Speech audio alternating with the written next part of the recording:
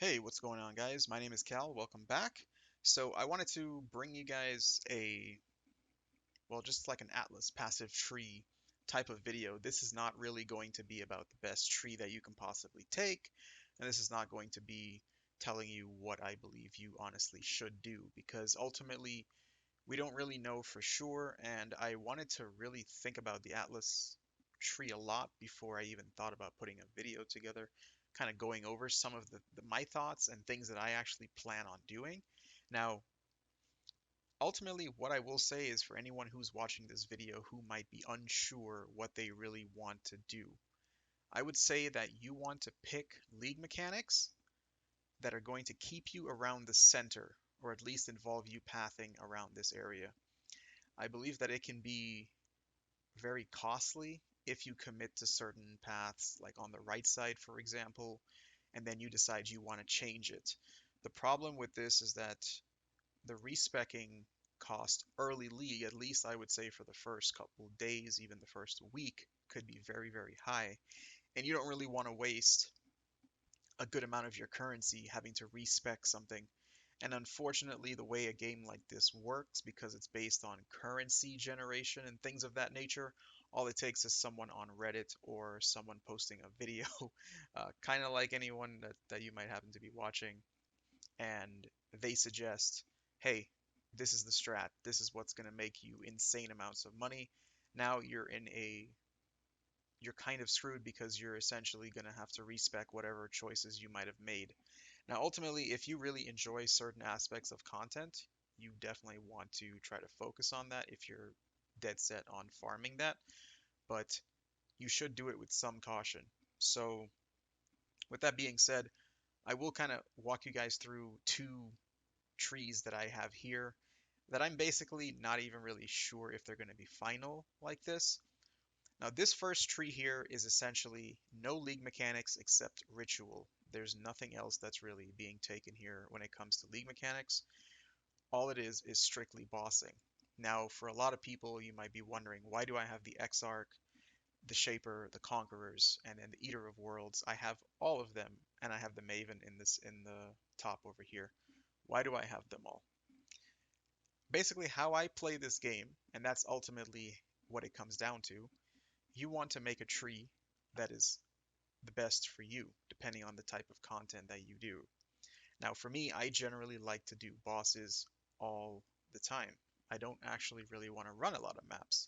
So what I probably will do, and again, I don't know if this tree is going to be final, because I will probably end up respecking a lot of this stuff if it turns out to not really be worthwhile, for example. I also like to do a lot of crafting. So the way I see it is I'm going to need Conqueror's Exalted Orbs, and a lot of them. So I'm going to be farming the Conquerors, I'm going to be farming Cyrus every now and then, I'm going to need Awakener's Orbs constantly. I generally will make builds that are going to use 4 to 6 double influenced items, and I also profit craft items consistently that use or utilize Awakener's Orbs and Conqueror's Exalted Orbs. So for me, a wheel like this is a must. I've got to have this. I always want to drop these maps whenever possible. Now, this node here is really great, for example, because it has Eldritch bosses have a 20% chance to drop a Conqueror map, which synergizes really well when you're farming these types of bosses and you want to have all of these nodes so that you're going to keep feeding the overall crafting currencies and boss drops for these new endgame bosses that they've added. But at the same time, a lot of people might be wondering, well, you have all of the nodes, but you can only actually ever pursue one at a time. This is 100% true, and I still want to have all of the nodes, because ultimately what it's going to come down to is I like to change things up on Path of Exile a lot. I don't do content in repetition. So, for example, I was never a big fan of mapping in the same layout, doing the exact same thing. I don't necessarily mind mapping consistently on one map tile, but I like to mix up the type of content that I do. So this is a really good setup for me, because what's going to happen is I will run T14 to T16 maps only, at least that's the plan, and I will pursue the Exarch, for example, over here. Got all the nodes that are going to make that more appealing. Whenever I'm tired of that, I can then say, hey, I'll do the Eater of Worlds. maybe I want to push for Maven. And whilst I'm doing this, the thing that's really, really great about this, these are the only three that are actually involved in decision making. Everything else is actually passive when it comes to drops. So you can consistently get all of the other drops for maps like Conqueror maps, Shaper Guardians, Elder Guardians, those types of things. You can still get those running any of this content. So if I decide I'm just feeling like the Exarch today, maybe my build just works better for a specific boss. Maybe one boss is harder than the other. It really comes down to it. Maybe both bosses are actually pretty easy, but one boss is actually tougher if you're playing ranged or if you're playing melee, for example. Who knows what's going to happen? I just want the flexibility and the freedom to jump into any of them that I decide and pursue them. Now, that you don't necessarily have to do this, of course. You can go for one boss specifically. I do recommend, though, that you have these nodes for synthesis because this gives you a 1.5% chance to drop a synthesis map, which includes things like Cortex and any of the distant memories. You'll have that chance to drop those maps from unique bosses T11 or higher, which is really nice. Now this also synergizes really great, like I was talking about before, by having Remnants of the Past, which is going to give you Elder and Shaper Guardian maps on T14 or higher, which is what I said I'd be farming. Whenever I do T16 Guardian maps, I will have Guardian's Aid, which is going to boost my fragments. That will allow me to run Shaper, and I can run Elder for the additional chance for the Watcher's Eye, things like that. Things I've already been doing in the past my entire time playing Path of Exile. So this is why I have this tree set up. Now, I did spec heavily into Ritual because I believe that with the combination of Ritual being on the map device and the additional chance to get Ritual, plus the additional re-rolling, you essentially, with Ritual, you were given all of the cool Watchstone modifiers that existed prior to this patch. You were given all of those modifiers built in to your passive tree. So I took all of them, and this is really just a test. Since I'm going to be running maps, I figure whenever rituals spawn, I'll have a chance for a blood-filled vessel, which is really nice. I will be able to reroll, I'll get a lot more favor, and I'll have 4 altars. I took all of the nodes for ritual because I do want something to have a bigger chance to spawn in my maps. But ultimately, all I'm going to be doing is actually speed running maps, getting to the boss. The boss will drop a basic currency item and be duplicated sometimes. I took this only because I had 5 points left over, and this seemed like a really, really good node. Ideally, I would like to take Shaping the Skies, but it's just hard to get over here. Now I can restructure the tree, maybe change some things, but this is kind of how I'm looking at things from a bossing perspective, the bossing mindset. I kind of go through different phases when I'm playing Path of Exile. I will do hideout, profit crafting, when I make enough currency to fund like 3, 4, 500 exalts into a build. Then I'll go ahead and I'll set that build up. And then the first thing I'm going to want to do with that build when I hit a higher level is to start bossing and trying every single hard boss in the game. So the first thing I'd want to do, for example, after I gear up that character, go take down the Conquerors, take down Shaper, his Guardians. I just kind of take the character through all the different tiers of difficulty, and I go all the way up to, the hardest content. Prior to this, that would be like the feared, maybe if you want to say Maven, things like that. So that's my playstyle, and that's just what I like to do. This is totally up to you if you want to do something boss specific like this. You also can be very flexible with the bossing. You could say that you're actually not farming the Eater of Worlds, which is going to free up all of these points, and you'll have all of these available to you to spec somewhere else. You can go for other league mechanics if you want to. Just depends what you actually care about. Most of the league mechanics in this game I'm not really that big of a fan of when it comes to how they're spaced out on the passive tree. I really like Ritual because they actually are relatively not too far off, so they're close enough where I can easily path over to them and grab them since I'm on the way over here, like grabbing the Exarch nodes and the Synthesis nodes, and I'm pathing up here to get the Shaper and Elder nodes. These 2 wheels are not really, or even 3 wheels, are not even that far off from me. This one was a little bit out of the way. I don't like actually having to take 3, 4 points just to get down here, but it's not too bad for getting blood-filled vessels. Blood-filled vessels has been something that's been really, really expensive in the past because people generally want to try to juice their maps with ritual, and people who have blood-filled vessels will buy them up and then sell them in bulk at an insanely high price. This at least is going to alleviate that pressure a little bit. It might make the price a little bit more controlled. This is just something I want to test because I think Ritual will be pretty good with the combination of it being on the map device and having blood-filled vessels being given out every, let's say, 1 in 10 maps officially. So you'll have tons of blood-filled vessels. You'll be able to juice your Ritual maps. You put some Delirium Orbs on them. You'll get a ton of tribute. Maybe you can get something insane from this. It's just nice that you have the option to be able to test this. This is just what I want to do. So with that being said, I'll move over now to my league start type of approach for a tree.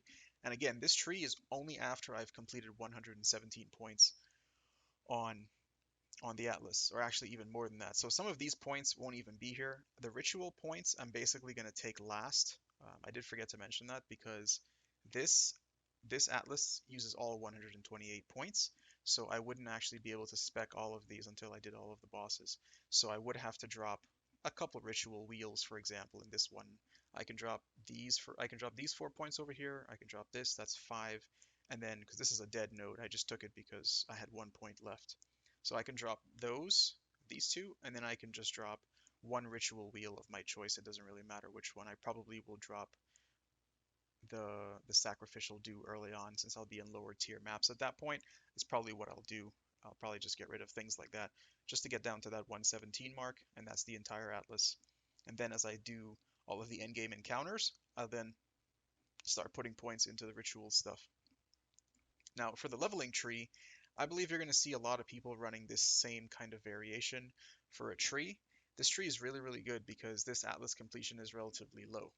This Atlas completion here is only about just over 60 maps, I think, completed. So you still have 61 points left. This is kind of what you're going to see a lot of people going for. Now, again, I like to craft, so I'm going to go for all of the essence nodes here, because they're just going to make essences just that much more viable. The only thing I actually care about in this tree is map tiers, so that maps will drop 1 tier higher. If you look at these nodes, every single node here is going to boost your chance to find a map a tier higher. The minor nodes are going to give you 10%, so this right here is 25, this is another 25, that puts you at 50.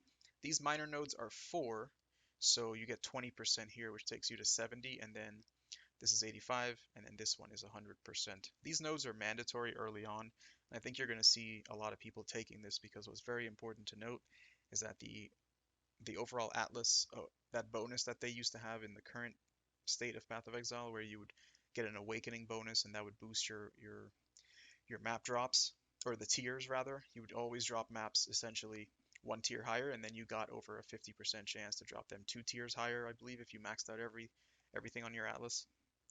That's no longer present, so things like this are really, really helpful. You're always going to be finding maps 1 tier higher. So these nodes are key. After you're finished with your Atlas, you're going to respec a lot of this stuff. But I did take essences. I prioritize essences early on just because essences are going to be really, really strong. You're going to find items 50% of the time with an essence modifier. You even can make a case to take these 2 points. That way you have, every time you kill enemies that break out of an essence, they're dropping items with essence modifiers on them, which can be really, really amazing because all it takes is actually you finding a pair of gloves with an essence modifier, life, a res, or an open suffix for you to craft something, or any open affix with 2 other stats that you want, and you'll have a really, really nice item that you can either sell or use for your build. So this is a really, really good node, and essences in general are just going to be really helpful early on. This one here is a 15% chance. They'll have 3 additional essences, and then they're always going to be duplicated when they're shrieking, and they're 1 tier higher with amplified energies. So this is a really nice node. All your maps are dropping 1 tier higher. You've got the overall Kirak nodes that you're going to respec. Like this wheel, I don't believe is worth it after the early game, but when you're just starting out in maps, this is really good. And again, all of this is personal opinion and choice, so you can feel free to do different things. Some people are going to go harvest. I don't know why, but some people will take harvest points. This node is worthless. Some people will take that. Some people are going to invest in other things, like maybe people want to have like Jun, for example. There's different things that you can choose to path into, and it's all about what kind of content you want to do. But I'm just going to be rushing for the Atlas completion and just getting a bit of juice in my Atlas when it's early on and you just don't really have a lot going. You also can put points into things like strong boxes, and you can have spoils of war here for additional rare items, or rare monsters, sorry. Uh, Having this is really nice. It's not bad. Um, I don't really think I need much of this stuff because I'm just rushing completion for the Atlas, and then I'm going to start bossing immediately. So that's just what I'll be doing. Everyone's going to be doing different things. People might be into certain mechanics. I believe Einhar is going to be pretty strong because you can do natural selection and you can also push for specific types of beasts if that's what you want to do. You probably would want to do like Venomous and the Kraken, these two nodes. I think you probably would really want that. That's really nice. You can also do Sakawal, I guess. I don't think Sakawal is as good, but these two are really nice, and you can invest into those types of points. People are going to be doing different mechanics, and I think that's what's really nice. The biggest problem that I have with some of the placements is that they're just not as comfortable. To me, it requires a little bit more effort. Like, I think Heist is in a good spot because all of these nodes are essentially close together. It's within pathing range of other competitive nodes, so you're on your way to get the competitive nodes, and then you have your heist nodes that are available to you. Some of the other mechanics feel a bit odd. I don't like the fact that Betrayal, which is something I always do for crafting service to help a lot of people on Path of Exile, I don't like the fact that Betrayal is locked into this right side of the tree. I really don't want to go over to this side of the tree, except when I'm getting the Eater of World nodes. So Betrayal over here feels really awkward. It can be done, but the problem with the passive tree is that when you commit to something like this on this side, then you're essentially saying that you have to commit into other nodes as well. Like bribery and effective leadership are really nice, but when you're over here, you might as well say, okay, I'm going to invest in breach. Like you kind of have to for it to feel worthwhile. You also might invest into this harvest wheel just because you're pathing by it. And you also have things like Abyss is over here, Legion's over here. I think Abyss is some of the worst content in the game overall, just my opinion. But I know it's going to be a little bit better this league. But it's just the way some of these nodes are placed. If you're on this side, you kind of have to invest into Legion. But this node is really not that good. Protracted Battle is not that amazing because it's just about having enemies. The Legion monsters are going to stay in their stasis duration for a little bit longer. And I think that helps people who are, if your damage is a little bit lower. I have actually used this node one time before, and it does help if your damage is a little bit lower. It'll buy you some more time to clear the Legion. But it's just things like this where you definitely want to be careful when you're pathing into certain trees, because if you commit to a certain league mechanic early and it turns out to not be that good, and you have to respec it, it's going to be really challenging for you. So you want to be careful. I also spec'd into Harbinger here. I spec'd into all the Harbinger nodes just because these are going to be pretty amazing whenever they do spawn. It's not going to be every map that you're going to be getting Harbingers like that, or lots of Harbingers rather. At the very least, you're going to have one Harbinger. But with you having these types of nodes, and there's only 3 Harbinger wheels, so with you having these types of nodes, you're going to have pretty consistent rewards out of your map. Now, again, you can choose to invest more points into passive in-map returns. Like you could just come down here and take this entire wheel, for example, and the timing of when you take these nodes is totally up to you as the player choosing how you want content to spawn. For me, I just knew I wanted Essence to spawn all the time, and for Essences to be upgraded, it's really, really strong. I wanted Harbingers to spawn because I'm going to get some good currency items. All you need, actually, is Unspeakable Offensive to proc one time on an Exalt shard. Just once. I would say in the first, like, day of you mapping, and you'll feel pretty good. It's going to feel nice. You're going to get a lot of alchemies. You're going to get a lot of chaos. There's just that it's going to happen when that proc.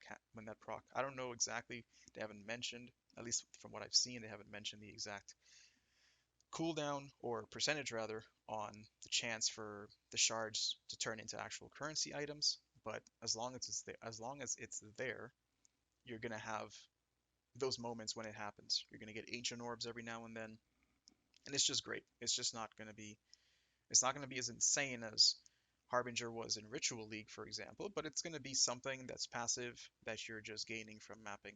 So you can invest in additional nodes like this. You can add shrines to your map. The beauty of this is that this is all close. You can add the strong boxes if you really want, but if you're going to do strong boxes, then you want to essentially change your pathing a bit because you'd have to come up here. So you could technically try to start the tree up in the middle. You'd have to basically compare the points to see which one might save you more points and so on. But this is essentially what I'm looking at for a starter tree. I'm not really sure if I'll commit to these extra nodes, for example, but I realistically can. It's not really going to be that big a deal. I'm just looking to see how I can avoid respecking as much as possible because I'm going to go full into bossing and I'll need to get all of these nodes up here, as I mentioned from this tree. So this stuff is going to obviously cost a good amount. And that's why I took the same path like this on the leveling tree for early league. So that way, when I'm done, I'm just going to go up here. I'll connect and then I'll respec the Kirak nodes down here, for example, all of these, and I'll just go right into doing my bosses. So those are some thoughts on the Atlas. Just remember that 117 points are the most important, and everything after that for 128 is going to be bossing specific content, Maven invitations, those types of things. Try to plan your tree. I know there's not a lot of time left, but try your best to plan your tree and think about what types of content you really, really like. Look at those nodes, and you can, put together something on your own that's going to be really, really great. But I know there's tons and tons of people that are on Reddit are compiling different trees for different strategies. There was this guy on Reddit that I saw in Ziz's video. He posted this from Reddit. This is really nice. So this kind of breaks down all the league mechanics, and you can easily look at this for some more clarity because it's a little bit easier to navigate on here, knowing what types of league mechanics you want as opposed to looking at it on here using the search bar. Because on here, when you search something, let's say if you type in Jun, then you have something like this. You really want to type it in by the actual league mechanic name as well, because it'll be easier for it to highlight these nodes. But it's a little bit easier if you just can look at it over here. That way you already know, okay, league mechanics that I really want. Everything is kind of color coded, so it makes it easier for you to navigate. I'll put this in the description, but if you've seen Ziz's video, you probably already have it. So yeah, that's all I have. Bit of a long one, just kind of rambling there about passive trees. This stuff is very, very complicated, and I know for a lot of people, committing to certain points could be essentially costly. So just if you have any questions, you can leave them in the comment section below. Please leave a like on the video, subscribe if you are new, and I will see you guys with more videos as the league starts tomorrow, and I'll be kind of posting updates on my progress and any cool drops and things like that. I'll probably throw them in a day one highlights video or something like that. I have to kind of think of that stuff. So I'll see you guys later. My name is KaL. Hope you guys have a good league start. Thanks for watching.